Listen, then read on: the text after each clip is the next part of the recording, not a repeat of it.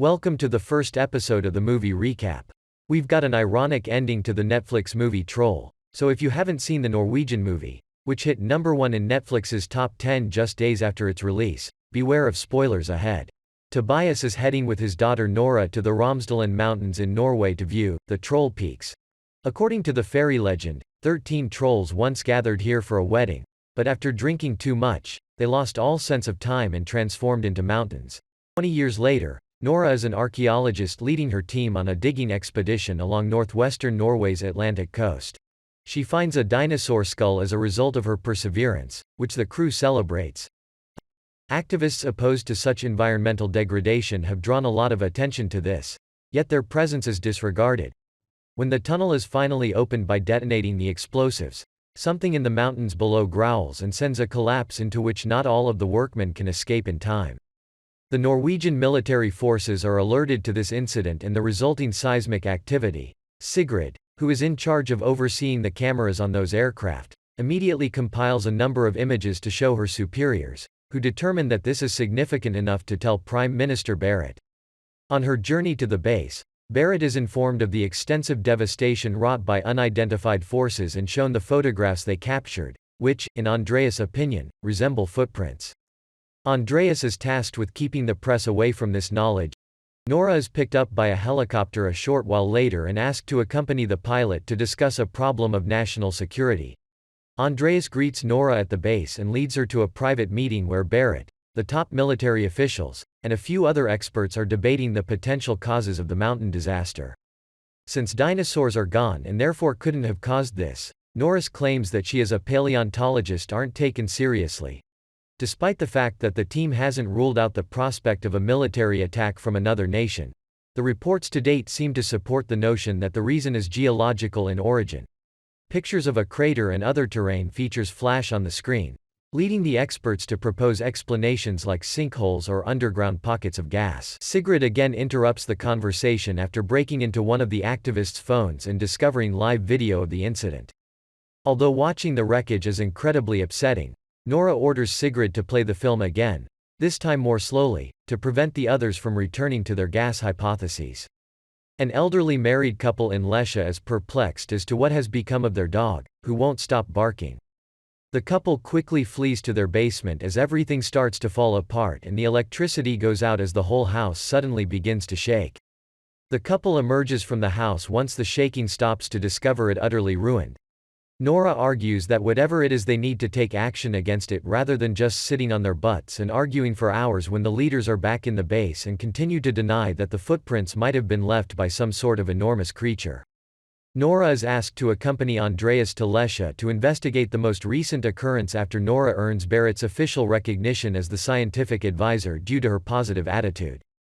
Nora responds to Andreas' question on how she became a paleontologist on the. Nora finds what she's hearing to be unbelievable, but Tobias is too thrilled to voice his disapproval and joins the team to carry on the inquiry. Tobia instantly observes that the terrain is completely incorrect and does not match the charts as they reach the spot where the tracks come to an end. Nora doesn't want this to be some sort of reconciliation, despite the fact that he mentions that this is like going on an adventure once more with his daughter. It appears that both father and daughter had been right as they both at once experience the smell of hypernature. The sky darkens, and the mountain behind them opens an eye. The anomalous topography was caused by the troll, who has used his abilities to blend in to pretend to be a part of the mountain. The team retreats to the chopper in order to flee as the troll stands up, displaying its powerful form and bellowing at them.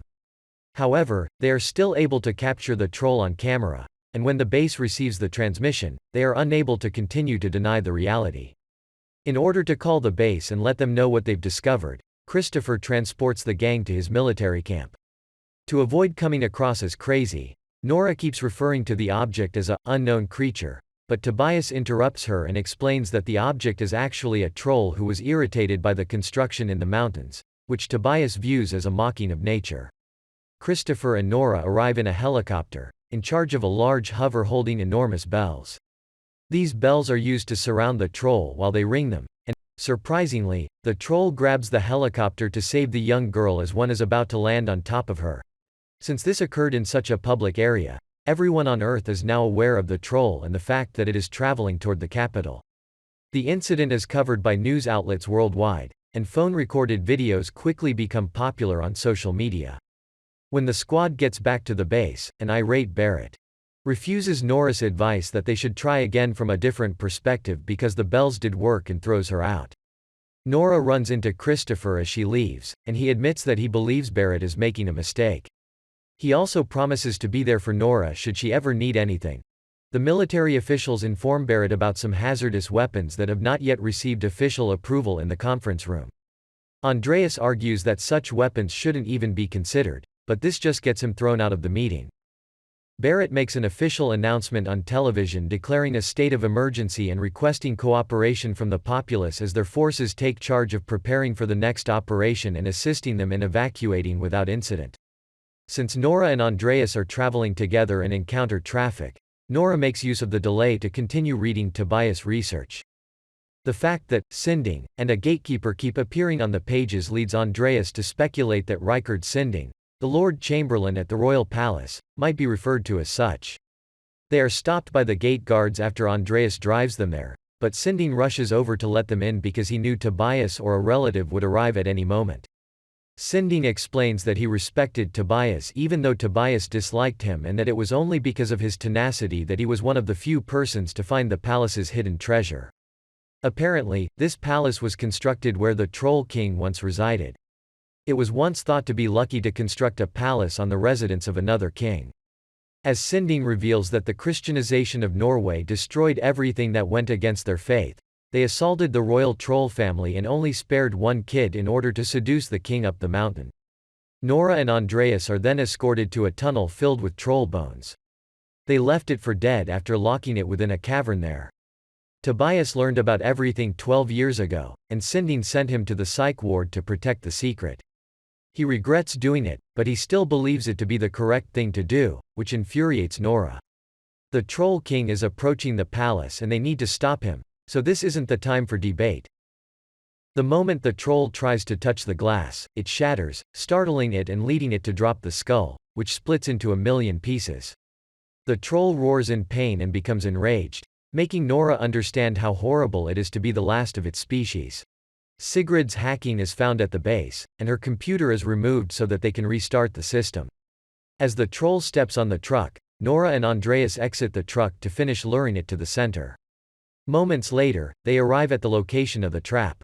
The troops then turn on dozens of UV lights, which encircle the troll and begin to burn it as it tries to walk on Nora. The missile-equipped plane is also getting closer. The operation is effectively cancelled when Sigrid punches the moron who doesn't care about his citizens during a debate about whether or not to abort at the base. The troll is slowly dying as Barrett and the other base residents watch on their screens, and Christopher's warriors are already celebrating the triumph. However, Nora cuts off the electricity to save the life because she can't bear to hear and see it suffer. Nora decides to call the new hill or monument the Tobias Boulder as everyone celebrates their success. Andreas makes a joke on what they should call the new structure. Moments later, Barrett shows there, and she compliments Nora on her job. When Andreas leaves with Nora after reminding the Prime Minister that he resigned and declaring his intention to become a writer, something is beginning to move beneath a mound of boulders deep in the mountains. Subscribe to my YouTube channel for more, not forgetting to put us on post notification. Thanks for watching and see you on my next movie recap.